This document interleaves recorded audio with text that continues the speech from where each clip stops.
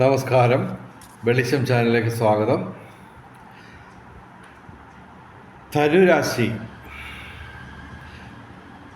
എന്ന് പറയുമ്പോൾ മൂലം, പൂരാടം, ഉത്രാടം, ആദ്യപാദം. ധനുരാശിക്കാർക്ക് അല്പം പ്രയാസമുള്ള ദിവസങ്ങളാണ് വരുന്നത്. അത് 2025 നവംബർ 10, 11, 12 തീയതികളിൽ, അതായത് അതിൻ്റെ കറക്റ്റ് ടൈമിംഗ് പറയുകയാണെങ്കിൽ നവംബർ 10 ഉച്ചയ്ക്ക് 1:03 PM മുതൽ നവംബർ 12 വൈകിട്ട് 6:35 PM വരെയാണ് ഈ ഫലങ്ങൾ അനുഭവവേദ്യമാകുന്നത്. അല്പം പ്രയാസമുള്ള ദിവസങ്ങളാണ് ധനുരാശിക്കാർക്ക്.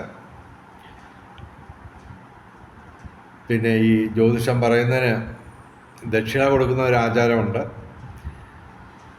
അത് ഞങ്ങൾ പണമായിട്ട് ചോദിക്കുന്നില്ല, പകരം ഞങ്ങളുടെ ചാനൽ ദയവ് ചെയ്ത് സബ്സ്ക്രൈബ് ചെയ്യുക. നേരത്തെ സബ്സ്ക്രൈബ് ചെയ്തവർ ലൈക്ക് ചെയ്യുക, ഷെയർ ചെയ്യുക, കമൻറ്റ് ചെയ്യുക. പിന്നെ നിങ്ങളുടെ ജ്യോതിഷപരമായിട്ടുള്ള സംശയങ്ങൾ ഞാനുമായിട്ട് വാട്സാപ്പിൽ ബന്ധപ്പെടുകയാണെങ്കിൽ ഞാൻ മറുപടി പറയുന്നതാണ്. അതായത് ഫോൺ വിളിക്കരുത് ദയവ് ചെയ്ത്, പകരം വാട്സാപ്പിൽ മെസ്സേജ് അയച്ചാൽ നമുക്ക് സംശയങ്ങൾ ദൂരീകരിക്കാം.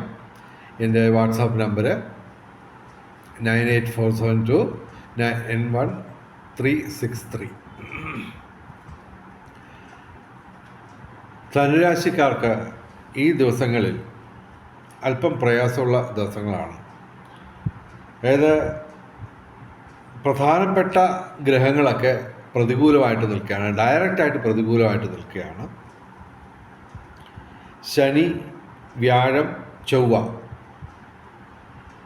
കൂടാതെ ചന്ദ്രനും ബുധനും, അങ്ങനെ 5 ഗ്രഹങ്ങൾ ഡയറക്റ്റായിട്ട് പ്രതികൂലമാണ്. പിന്നെ 4 ഗ്രഹങ്ങൾ ഡയറക്റ്റായിട്ട് അനുകൂലമായിട്ടുണ്ട്, സൂര്യൻ ഉൾപ്പെടെ. സൂര്യനും സർപ്പവും ശിഖിയും ശുക്രനും ഒക്കെ അനുകൂലമാണ്. എന്നാൽ തന്നെയും ഈ 5 ഗ്രഹങ്ങൾ ഡയറക്റ്റായിട്ട് പ്രതികൂലമായിട്ട് വരുമ്പോൾ അതിൻ്റെ ഒരു പ്രതികൂലാവസ്ഥ നമ്മൾ മറികടക്കാൻ ഈശ്വരനുമായിട്ട് ചേർന്ന് നിൽക്കുക. അങ്ങനെയെങ്കിൽ ഈശ്വരനുമായിട്ട് ചേർന്ന് നിന്ന് കഴിഞ്ഞാൽ പിന്നെ നമുക്ക് ഈ അല്പം ദോഷാധിക്യമുള്ള ദിവസങ്ങൾ ഗുണാധിക്യം നമുക്ക് നേടിയെടുക്കാൻ പറ്റുമെന്ന് മാത്രമല്ല, ലോട്ടറി വരെ നേടാൻ പറ്റുന്ന ദിവസങ്ങളാക്കി നമുക്ക് മാറ്റിയെടുക്കാൻ പറ്റും.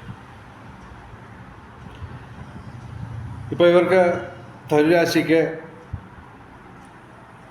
സർപ്പം അഥവാ രാഹു നിൽക്കുന്നത് 3-ാം ഭാവത്തിൽ അനുകൂലമായിട്ടാണ്.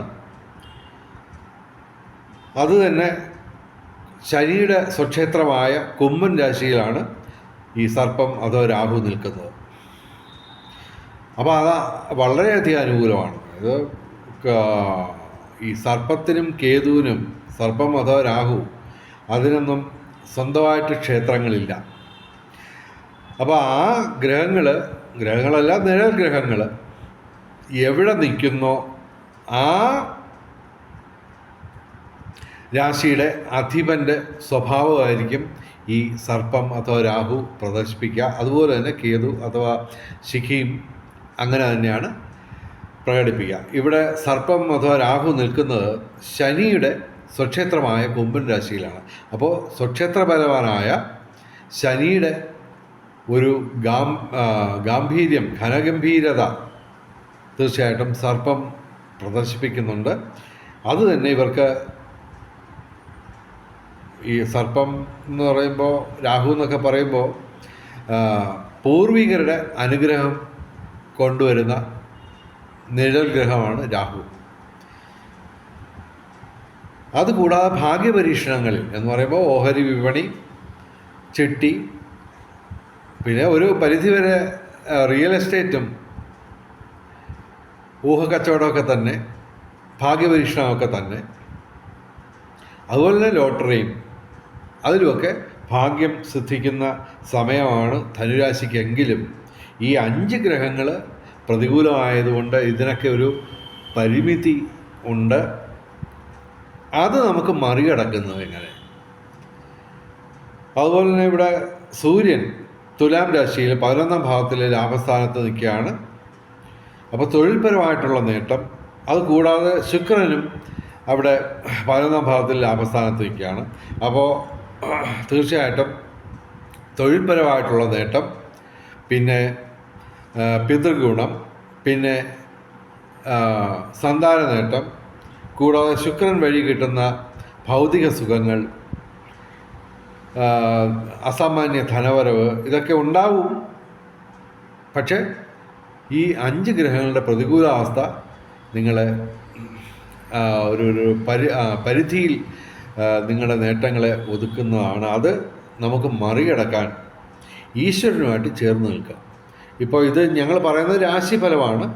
പിന്നെ നിങ്ങളുടെ മഹാദശയും അന്തർദശയും ഗ്രഹങ്ങളുടെ സ്ഥിതിയൊക്കെ അറിയാൻ ഒരു ജ്യോതിഷനെ സമീപിച്ച് കാര്യങ്ങളൊക്കെ മനസ്സിലാക്കി ഒക്കെ ആണെങ്കിൽ, ഇപ്പോൾ ഉദാഹരണത്തിന് ഇവിടെ ശനി രാശിഫലത്തിൽ ഡയറക്റ്റായിട്ട് പ്രതികൂലമാണ്.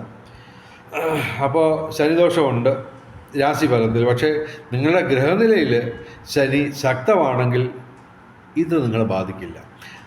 അപ്പോൾ ചുരുക്കത്തിൽ ഇത് രാശിഫലമാണ്. അപ്പോൾ നിങ്ങളുടെ മഹാദശയും അന്തർദശയും പഠിക്കുക, മനസ്സിലാക്കുക. അതുപോലെ ഗ്രഹങ്ങളുടെ സ്ഥിതി പഠിക്കുക. ഇതൊക്കെ അനുകൂലമാണോ അല്ലയോ എന്നൊക്കെ നോക്കിയതിന് ശേഷമാണ് നമുക്ക് കൺഫേം ചെയ്യാൻ പറ്റുന്നത്. ഇവിടെ ശനി പ്രതികൂലമായിട്ട്, ഡയറക്റ്റായിട്ട് പ്രതികൂലമായിട്ട് നിൽക്കുന്നത് മോശമാണെന്നുള്ളത്.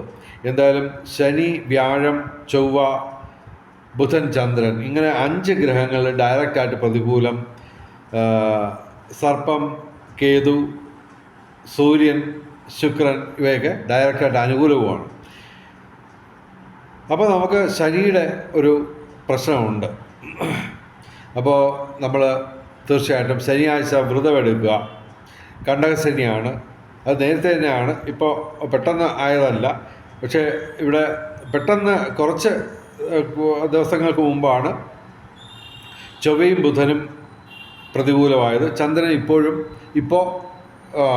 ഈ 10-ാം തീയതി പ്രതികൂലമാവുന്നു, അഷ്ടമത്തിൽ വരുന്നു. അവിടെ വ്യാഴവും ഉണ്ട്. അപ്പോൾ അങ്ങനെയൊക്കെയുള്ള കുറച്ച് കാലയളവിൽ, വളരെ പരിമിതമായിട്ടുള്ള കാലയളവിലാണ് ഈ ഗ്രഹമാറ്റങ്ങൾ നടന്നിട്ടുള്ളത്. അങ്ങനെയാണ് പെട്ടെന്ന് കുറച്ച് ഒരു ആഴ്ചകൾക്ക് മുമ്പ് വരെ ധനുരാശിക്ക് ഞങ്ങൾ ഗുണാധിക്യം പറഞ്ഞുകൊണ്ടിരുന്നതാണ്. അതിൽ നിന്ന് പെട്ടെന്നാണ് ഈ അല്പം ദോഷാധിക്യമുള്ള ഒരു സമയം വന്നേക്കുന്നത്. നമ്മൾ ശനിയാഴ്ച വ്രതമെടുത്ത് ശിവന്, അയ്യപ്പന്, ശനിക്ക് വഴിപാട് നടത്തിയാൽ തീർച്ചയായിട്ടും ഈ ഇപ്പോഴത്തെ ശനിദോഷം മാറുന്നതാണ്. പിന്നെ അത് കൂടാതെ ആഴ്ചയിൽ 7 ദിവസവും നിങ്ങൾ ശിവക്ഷേത്രത്തിൽ, അതുപോലെ തന്നെ സർപ്പപ്രതിഷ്ഠകളുടെ ക്ഷേത്രങ്ങളിൽ ദർശനം നടത്തിയാൽ ഈ ദോഷാധിക്യമൊക്കെ മറികടക്കാൻ പറ്റും. അതുപോലെ തന്നെ ശനിയാഴ്ച ഈ വ്രതമെടുത്ത് അയ്യപ്പന്, ശിവന്, ശനിക്ക് വഴിപാട് നടത്തുന്നതിനോടൊപ്പം തിങ്കളാഴ്ച നമ്മൾ ശിവന് വഴിപാട് നടത്തണം. ചൊവ്വാഴ്ച മുരുകന് വഴിപാട് നടത്തണം. അതുപോലെ ബുധനാഴ്ച ശ്രീകൃഷ്ണന് വഴിപാട് നടത്തണം. അതുപോലെ വ്യാഴാഴ്ച മഹാവിഷ്ണുവിനും വഴിപാട് നടത്തണം. അപ്പോൾ ചുരുക്കത്തിൽ ആഴ്ചയിൽ 7 ദിവസവും നമ്മൾ ക്ഷേത്രത്തിൽ ദർശനം നടത്തുക. തീർച്ചയായിട്ടും നിങ്ങൾക്ക് ഈ ദോഷാധിക്യം മറികടന്ന് ഗുണാധിക്യം നേടിയെടുക്കുക എന്ന് മാത്രമല്ല, ലോട്ടറി വരെ അടിക്കാനുള്ള സാധ്യത ഉള്ള ഒരു സമയമാണ്.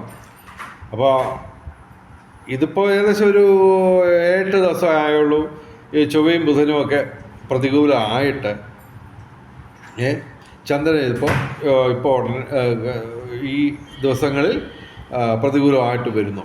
ഓക്കെ,